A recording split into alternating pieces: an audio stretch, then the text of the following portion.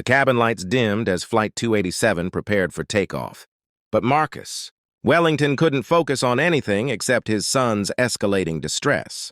7-year-old Danny pressed his small hands against his ears, tears streaming down his flushed cheeks as he rocked back and forth in the first-class seat. Marcus had tried everything. The noise-canceling headphones Danny usually loved. His favorite stuffed elephant. Even the tablet loaded with his comfort videos. Nothing worked. "Please, buddy, just a little longer," Marcus whispered, though he knew his son couldn't hear him.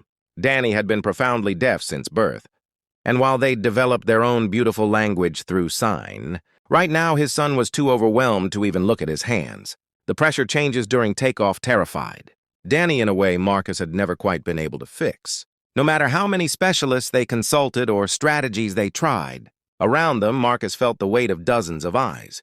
A businessman in the adjacent row sighed loudly and made a show of putting in earbuds. A woman across the aisle whispered something to her companion, both of them glancing over with thinly veiled irritation. Marcus's jaw tightened. He was used to this, the stares, the judgment, the assumption that he was simply a wealthy man who couldn't control his child.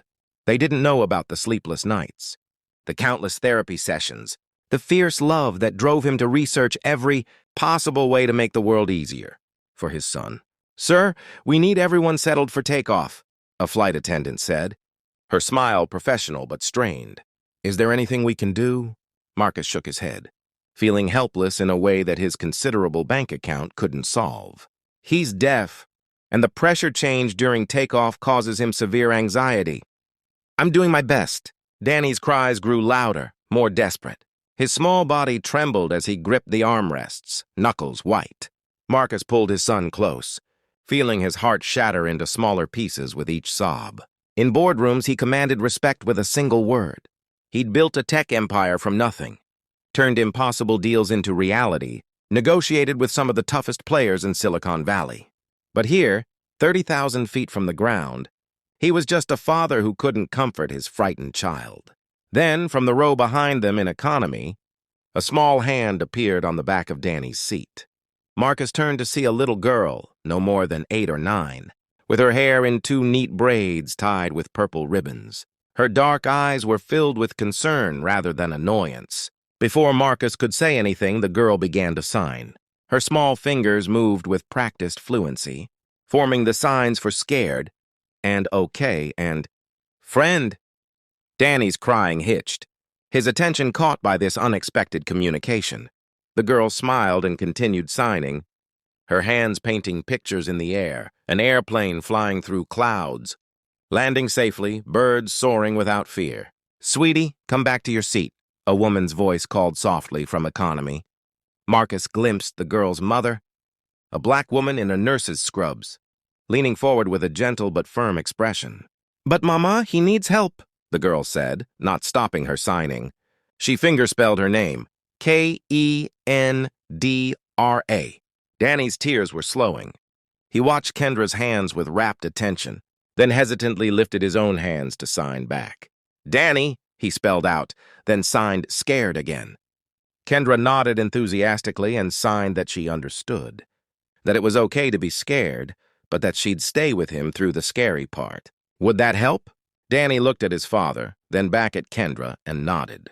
The flight attendant approached, clearly ready to enforce the seating rules, but Marcus held up a hand. "Please," he said, his voice rough with emotion. "This is helping." Kendra's mother had risen now, moving to the divider between first class and economy. She met Marcus's eyes with an understanding that transcended words. "Kendra's been signing since she was 3, she explained quietly.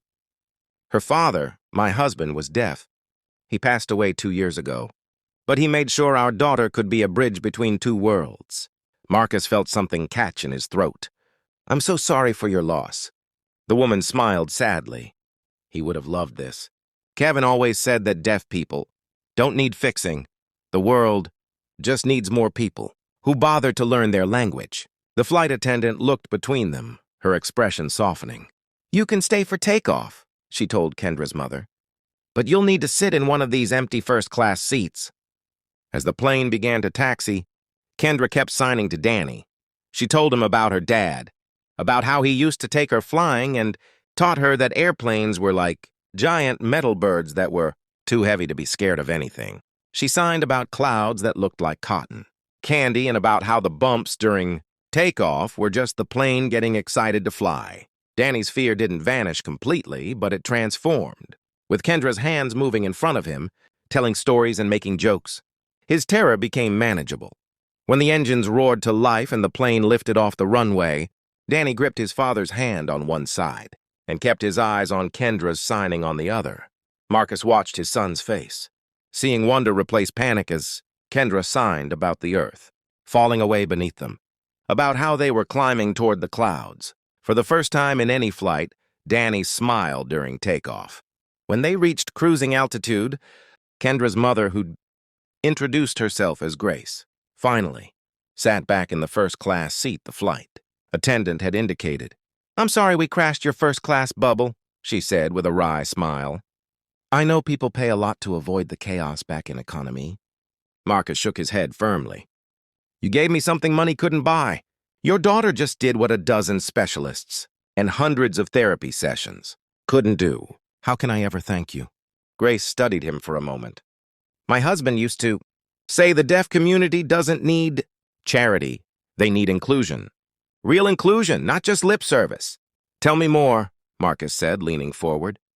For the next hour, as Danny and Kendra played games in sign language and drew pictures together, Grace and Marcus talked. She told him about Kevin's work as an advocate for deaf education, about the programs he'd started before his death, programs that were now struggling for funding. She spoke about the shortage of qualified ASL interpreters, about deaf children who fell through the cracks in mainstream schools, about the technology that existed but wasn't accessible to families who couldn't afford it. Marcus listened with the intensity he brought to his best business meetings. But this wasn't business. This was personal in a way nothing had been since Danny's diagnosis. He thought about all the resources he'd poured into making his own son's life better, and for the first time, he truly understood what Kevin had meant about inclusion versus isolation. "What was the name of your husband's organization?" Marcus asked. "Bridges Not Barriers," Grace said. "But it's barely hanging on. I work double shifts at the hospital just to keep the doors open 1 day a week." Marcus pulled out his phone. "What if it could open 7 days a week? What if it could expand to 10 cities? 20? Grace's eyes widened. "Mr. Wellington." "Marcus, please." "Marcus, I can't ask you to." "You're not asking. I'm offering." He looked at his son, who was giggling silently at something Kendra had signed, his face more relaxed than Marcus had seen it in months. "Actually, I'm being selfish. Danny deserves a world with more Kendras in it. More people who see him instead of his disability. More bridges." By the time the plane landed, Marcus had drafted an email to his foundation's board on his phone, outlining a major initiative to fund deaf education and accessibility programs nationwide. Grace had tears in her eyes as she read over the proposal, her hand pressed to her mouth. "Kevin would be so proud," she whispered. "Not just of the money, but that you get it. That you understand it's not about fixing deaf people. It's about fixing how the world sees them." At baggage claim, as the two families prepared to part ways, Danny signed to his father. "Kendra, friend. See again?" Marcus looked at Grace, who smiled and nodded. "We'd like that very much." Kendra and Danny exchanged one last flurry of signs, promises to video chat, to teach each other new signs, to be bridges for other kids who felt alone. As Marcus walked through the airport with his son's hand in his, he felt different, lighter. For years, he'd been trying to build a protective bubble around Danny, using his wealth to shield his son from a world that didn't understand him. But Kendra and Grace had shown him a better way. Not isolation, but connection. Not protection, but empowerment. That night, tucking Danny into bed, Marcus signed the story of their flight. But he changed the ending. In his version, the airplane didn't just land, it kept flying, carrying the message of kindness and inclusion to every corner of the world. Because that's what Kendra had done with one simple act of reaching out. She'd reminded everyone on that plane that humanity isn't about where you sit or how much money you have or even what language you speak. It's about seeing someone who needs help and choosing to be the bridge instead of the barrier. Danny signed one last thing before closing his eyes. World good. More Kendras! Marcus kissed his son's forehead, his own eyes damp. Yeah, buddy. We're going to make sure there are more Kendras. I promise. And for the first time since becoming a father, Marcus understood that the greatest legacy he could build had nothing to do with his company or his wealth. It was measured in bridges built, in hands reaching across divides, in small acts of kindness that rippled out to change the world.